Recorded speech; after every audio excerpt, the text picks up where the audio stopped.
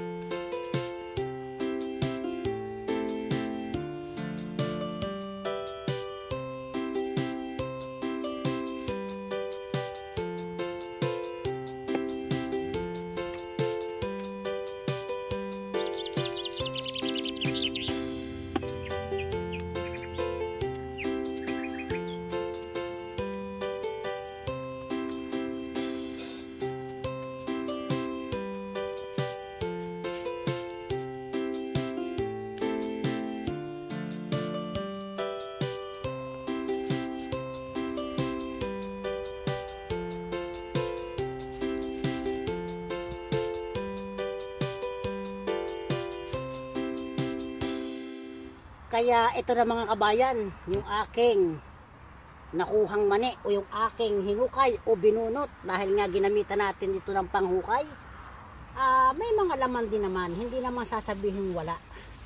Pakikita ko sa inyo itong ilang punong ito. Ito, meron din naman at talaga po namang magulang na magulang siya kaya naiiwan yung ibang mga laman sa ilalim. At yung ating kamuti nga, yung katabi na isang hanay lang, ilang puno lang, ay may nakuha na rin tayong ilang laman. Eto, okay din naman itong ating mga nakuhang kamuti dahil kapag ito inabot talaga ng ulan, hindi na po masarap ang kamuti, nawawala na yung kanyang tamis. Kaya ito ay napakatamis dahil ang iniwan na lang natin ay itong part na ito. Ayan, napakaganda po nitong ating kamuting ito dahil nga itong part na ito ay tataniman naman natin ng lettuce. Kaya sa muli, sa lahat po na nakakasubaybay at nakakapunod dito po sa aking pinaglilibangan, nawa ang pagpapala at gabay ng ating Panginoon, nawa ay laging sumaatin.